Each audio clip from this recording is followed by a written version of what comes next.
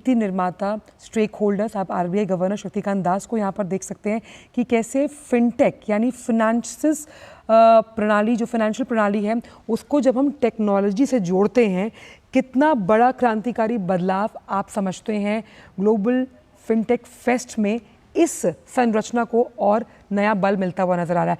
आप देखिए, ये वर्चुअल रियलिटी है जिसका अनुभव लेते हुए नजर आ रहे हैं प्रधानमंत्री नरेंद्र मोदी। हमारे साथ जुड़ रहे हैं अजय मिश्र।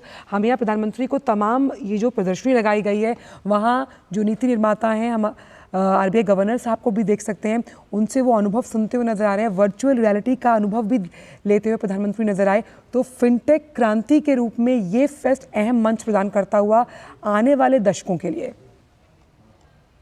देखिए आंचल, जो आप तस्वीरें देख रही हैं इस वक्त प्रधानमंत्री जिसमें पवेलियंस का दौरा कर रहे हैं, उसमें यूएलआई का जो पवेलियन है, जो रिजर्व बैंक इनोवेशन हब है, वो काफी इंपॉर्टेंट रहा। आपको पता है, ये जो वर्चुअल रियलिटी का आनंद ले रहे हैं, आपको बताऊं कि ये वो तस्वीरें हैं जिसमें प्रधानमंत्री को समझाने की कोशिश की जा रही है कि कैसे आपको, कैसे किसानों को, कैसे जो छोटे उद्यमी हैं उनको 15 से 20 मिनट के अंदर उनके सारे के जो डेटा है उनको कोलेट करके और उनको जो लोन की प्रोसेस है उसको स्मूथन करने का प्रयास किया जाएगा। ये यूनिफाइड जो लैंडिंग इंटरफेस है, जैसा कि आपको पता है कि आरबीआई गवर्नर कुछ दिन पहले ही ये कह चुके हैं कि इसको जल्दी ही लॉन्च किया जाएगा।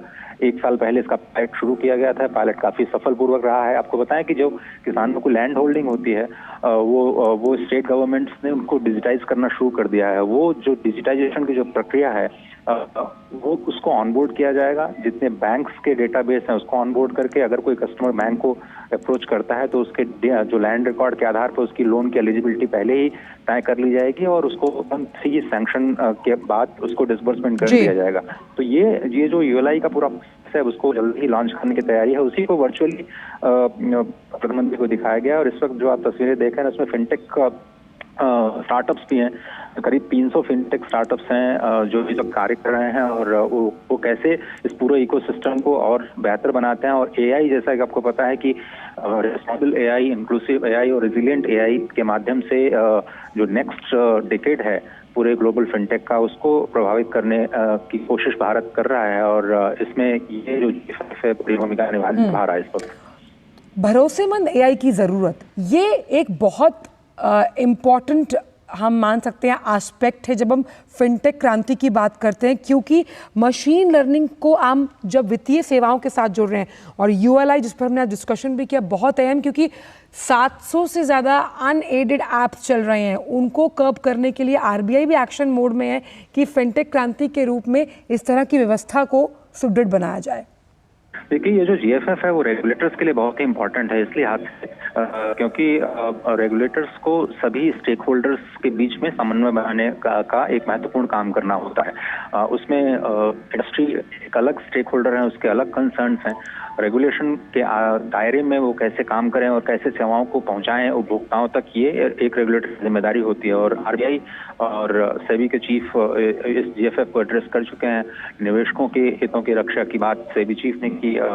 जो बैंक में रहा है उनको लगातार कैसे निगरानी की जाए और कैसे उनको से बचाया जाए, इस तरह के जो रेगुलेशंस हैं वो लगातार आरबीआई की तरफ से दिए जाते रहे हैं। लेकिन आम लोगों की जिंदगी आसान कैसे बने, हम ये समझना चाहते हैं कि जो ग्लोबल फिनटेक फेस्ट है, पूरी दुनिया का सबसे बड़ा फेस्ट है, उसमें फाइनेंशियल टेक्नोलॉजीज कंपनीज कितना बड़ा रोल प्ले कर रही हैं। मिसाल के तौर पर अगर आप लोन लेते हैं या फिर आप इंश्योरेंस के सेक्टर में जाते हैं या आप फाइनेंशियल इंक्लूजन की बात करते हैं, तो उसमें ये सारा इकोसिस्टम कितना इंपॉर्टेंट रोल प्ले करता है।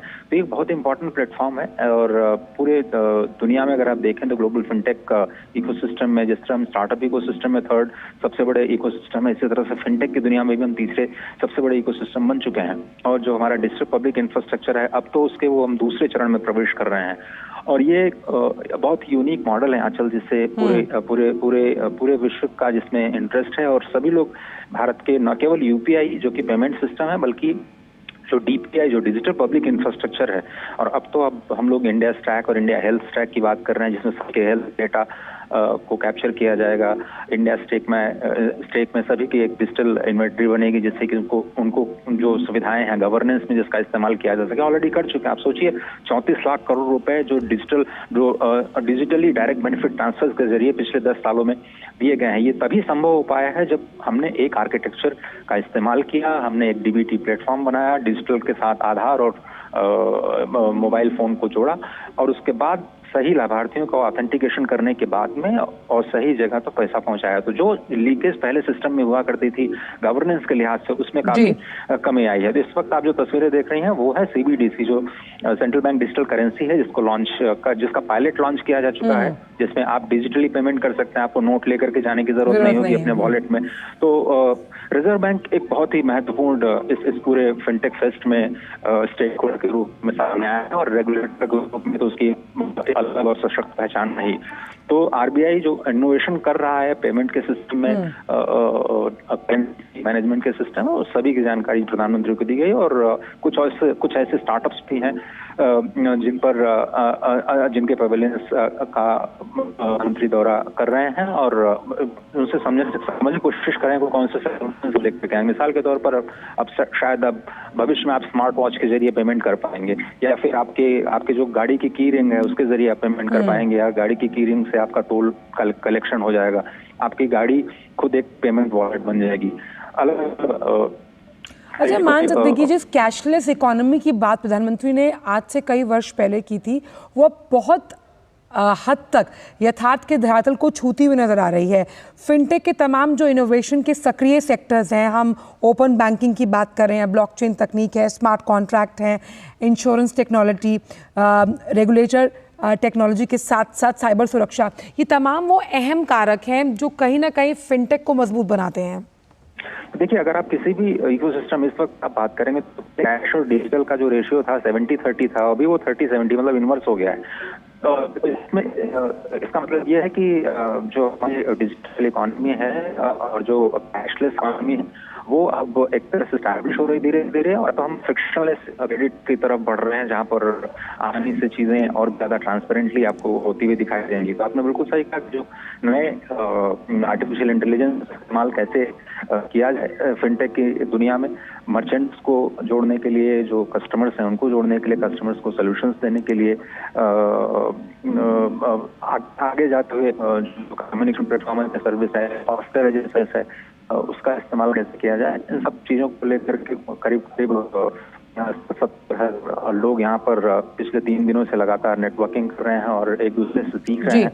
तो ये दुनिया का सबसे बड़ा प्लेटफॉर्म चुका है, और उम्मीद है कि और आगे जाते हुए और ये बड़ा बनेगा, और सब लोग ये कोशिश करें कि एक प्रकार के फिनटेक के कौन सी प्राथमिकताएं हैं जो प्रधानमंत्री के सामने रखना चाहेंगे। फर्स्ट पर करेंगे जिसका सभी लोग इंतजार कर रहे हैं, लेकिन बाकी स्टार्टअप्स कौन से सोल्यूशंस लेकर के आ रहे हैं।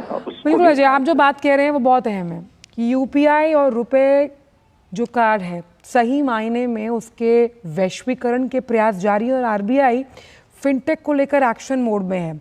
हम सबको समझना होगा कि वित्तीय समावेशन यानी फाइनेंशियल इंक्लूजन की शुरुआत जब जनधन योजना से की गई तो शायद किसी ने नहीं सोचा था कि इतने सालों के बाद जब उसकी उल्लेखनीय प्रगति पर अभी हमने कुछ दिन पहले जश्न मनाया, तो किस तरह से वित्तीय समावेशन कई देशों के लिए उदाहरण है, कई विकसित देशों के लिए उदाहरण है। विकासशील देश तो लगातार इससे प्रेरणा ले ही रहे हैं, और जब हम संरक्षण, टिकाऊ वित्त और वित्तीय सेवाओं के वैश्विक एकीकरण के सशक्तता पर जोर देते हैं, उस लिहाज से ये फिनटेक फेस्ट एक ऐसा मंच प्रदान करता है उन तमाम स्टेक होल्डर्स को, जब टेक्नोलॉजी की उस हिचक को खत्म होते हुए हमने यहाँ देखा।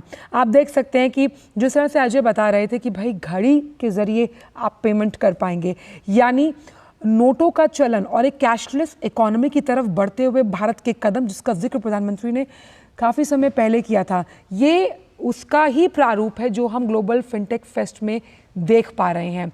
वर्चुअल रियलिटी से कैसे, आप देखिए कि अब आप किसी ऐप से सामान मंगाते हैं, अब उस ऐप से अगर आप सामान मंगाते हैं उसमें कोई गड़बड़ी है तो आप सीधा चैटबॉट के ज़रिए बात करते हैं और आपकी समस्या का निवारण घर बैठे होता है। ये क्या है? ये फाइनेंशियल टेक्नोलॉजी का जुड़ाव ही तो है जो आपको कहीं ना कहीं समाधान के रूप में मिल रहा है। यानी आपने पैसा ऑनलाइन पे किया, जो प्रोडक्ट आपने मंगवाया उसमें दिक्कत थी, अब अगर आप बात कर रहे हैं तो आप एआई के रूप में वहाँ से जो कस्टमर एसोसिएट है उससे आप बात करते हैं और आपकी समस्या का निवारण होता है। ये छोटी छोटी जो चीज़ें हैं वो कैसे फाइनेंशियल प्रणाली को मजबूत बनाती हैं। और जिस तरह से G20 में तमाम जो देश शामिल हुए और इन देशों की जब मीटिंग हुई, इसकी हालिया रिपोर्ट अभी साझा हुई कि कैसे डिजिटल सार्वजनिक अवसंरचना DPI की अगर हम बात करें तो उसने वो काम 6 सालों में कर दिया जो जिसे 46 साल लग सकते थे। अजय एक बार फिर से हमारे साथ जुड़ गए। अजय, G20 को आपने बहुत बेहतरीन तरीके से कवर किया था। उसकी जो रिपोर्ट टास्क फोर्स की अभी साझा की थी अमिताभ कांत जो कि शेरपा हैं G20 के, उन्होंने कहा कि भाई DPI की वजह से वो काम जो कि आगे आने वाले 50 साल में हो सकता था उसे हमने 6 सालों में कंप्लीट किया है। जी अजय। जिस जनधन मिशन का आपने जिक्र 15 अगस्त 2014 उन्होंने ये अनाउंस किया था कि आप सभी के बैंक का खाता खोलना है, तो लोगों को ये नहीं समझ में आ रहा था कि ऐसे क्यों किया जा रहा है। और लोगों से फीडबैक लिया गया उस वक्त तो कुछ सरकारी अधिकारियों ने कहा कि इसमें 3 साल 4 साल लग सकता है, लेकिन ये काम केवल 5 महीनों में हुआ। और मिशन मोड में ये पहला कार्यक्रम चलाया गया था और नतीजा देखिए कि 14 करोड़ लोगों के पास खाते थे, आज 53 करोड़ से ज्यादा केवल जनधन खाते हैं। तो वहां पर 2000-3000 करोड़ रुपए उस वक्त जमा थे। अभी देखिए तो 2-2.5 लाख करोड़ रुपए उसमें जमा है। इतना बड़ा स्केल हो चुका है। रुपे कार्ड के साथ उसको जोड़ा जाना, जनधन से जो सफर शुरू हुआ था उसके बाद जन सुरक्षा तक पहुंचा, जनधन खातों के साथ जो बीमा योजनाएं हैं उसको जोड़ा गया और उस जन सुरक्षा के बाद फंडिंग द अनफंडेड के जरिए जो मुद्रा स्कीम लॉन्च की गई उसमें भी वही उसी डिजिटल पर जो पब्लिक इंफ्रास्ट्रक्चर है उसका इस्तेमाल किया गया। और G20 की जो जिस रिपोर्ट का आप जिक्र कर रहे हैं एग्जैक्टली उसने यही कहा है कि जो काम आप 50 साल में कर सकते थे आपने 10 साल में किया और इसका सबसे ज्यादा इम्पैक्ट पड़ा है महिला सशक्तिकरण पे। तो आप देखिए 53% से ज्यादा जो अकाउंट्स है वो महिलाओं के हैं। SHGs को किस तरह से वो फाइनेंशियल इंक्लूड करने की कोशिश करते हैं। तो आपने एक आर्किटेक्चर बनाया, लेकिन अगर वो सभी तक पहुंच नहीं पा रहा है, सभी के जीवन को आसान नहीं कर पा रहा है, तो उस आर्किटेक्चर का कोई खास मतलब नहीं रखता है अगर वो किसी एक खास पॉकेट में ही सीमित रह गया। और यही वेस्टर्न जो कंट्रीज हैं, वेस्टर्न इकोनॉमीज हैं, उनकी यही फिलॉसफी है कि टेक्नोलॉजी या प्रोडक्ट अपने लोगों के लिए इस्तेमाल करिए और उसके बाद दूसरों को एट अ कॉस्ट बेचिए। लेकिन भारत ने ऐसा नहीं किया। भारत सहयोग की बात कर रहा है और एक मॉडल जो भारत ने दिया है जिसको आप डिजिटल पब्लिक इंफ्रास्ट्रक्चर कहते हैं, जिसमें सरकार ने एक प्लेटफॉर्म का निर्माण किया और उसके बाद बहुत सारे स्टेक होल्डर्स इस पे आकर के रेगुलेटर्स इस्तेमाल कर रहे हैं, निजी कंपनियां इस्तेमाल कर रही हैं उसी प्लेटफॉर्म को, उसके बाद स्टार्टअप्स आकर के उसको एक्सप्लोर कर रहे हैं अपने इनोवेशन के जरिए, फिर कंज्यूमर उस पर ऑन बोर्ड हो रहा है और जो गवर्नेंस ई गवर्नेंस की जो सेवाएं हैं वो उसके DPI का इस्तेमाल करते हुए लोगों के जीवन को आसान बना रही हैं, चाहे वो DBT के जरिए हो या फिर लोगों को लोन पहुंचाने के जरिए हो या फिर शिक्षा के जरिए हो। तो ये बहुत इंपॉर्टेंट है इस चीज को समझना कि जो फिनटेक क्रांति हुई है वाकई पिछले 10 साल को अगर आप देखें तो फिनटेक क्रांति के लिए ही भारत को याद किया जाएगा, डिजिटाइजेशन के लिए याद किया जाएगा और software as a software super power के तौर पर जो देखा जा रहा था अब हम लोग फाइनेंशियल फिनटेक सुपर पावर के तौर पर देखे जा रहे हैं और इंटरनेट की जगह फिंटरनेट की बात होने लगी है। तो किस तरह से इंटरनेट आपके जीवन में आपके जीवन को आसान बनाता हुआ नजर आएगा, फिंटरनेट आपके जीवन को और भी ज्यादा फाइनेंशियली इंक्लूड करने की कोशिश करेगा और वहां पर जो तकनीक है उसको कैसे हम रिस्पॉन्सिबली इस्तेमाल करें, कैसे हम इंक्लूसिविटी के लिए इस्तेमाल करें, इसी पर मंथन चल रहा है और सभी देशों के जो बेस्ट प्रैक्टिसेस हैं उनको एक दूसरे के साथ साझा करने की जो कोशिश इसमें नजर आ रही है। लेकिन अजय हमें ये भी समझना होगा कि जिस तरह से फिनटेक सेक्टर मैच्योर हो रहा है, मैच्योरिटी का लेवल हासिल कर रहा है, तो तमाम संस्थाएं से जुड़ी हैं वो किस तरह से बिहेव करती हैं, वो किस तरह से व्यवहार करती हैं, क्योंकि यही उम्मीद ग्राहकों की भी होगी इन संस्थाओं से कि वो NBFC जो तमाम जो विनियमित संस्थाएं हैं उन्हीं की तरह उनका बिहेवियर है। तो ग्राहकों के बीच कहीं ना कहीं विश्वास बनाना भी फिनटेक कंपनियों के लिए बहुत अहम। हाँ बिल्कुल सही कहा आपने और रिजर्व बैंक के गवर्नर इस वक्त आ चुके हैं, सभी लोग उनका अभिवादन कर रहे हैं। प्रेस जो इन्फोसिस को फाउंडर हैं वो भी इस वक्त मंच पर आ चुके हैं। थोड़ी देर में प्रधानमंत्री यहाँ पर आने वाले हैं और वाकई ये कैसे हम आगे जाते हुए अगले नेक्स्ट फेज में हम इसी समन्वय की बात कर रहे हैं, जिसमें जो ग्राहक हैं उनको कैसे सेवाएं मिलें, जो कंपनीज हैं वो कैसे अपने आप को प्रॉफिटेबल करते हुए अपने आप को एक रिस्पॉन्सिबल बिजनेस मॉडल के रूप में लेकर के आएं। और उसी पर ये गहन जो विचार विमर्श है उसका वो लगातार जारी है और सभी लोग प्रधानमंत्री का प्रतीक्षा कर रहे हैं। और आप मेरे सामने तालियों के गड़गड़ाहट सुन रहे होंगे जब सभी लोग इस बात की प्रतीक्षा कर रहे हैं कि वो कौन सा विजन है जो प्रधानमंत्री सबके सामने रखेंगे। बिल्कुल, और खासतौर पर स्टार्टअप्स के लिहाज से, यूनिकॉर्न के लिहाज से भी फिनटेक सेक्टर आने वाले समय में रोजगार सृजन के लिहाज से एक अहम सेक्टर साबित होगा। बिल्कुल सही कहा आपने। और पूरी दुनिया में अगर आप जो देखें तो 13% की जो ग्रोथ थी, भारत की बात करें तो ये 50% की जो ग्रोथ है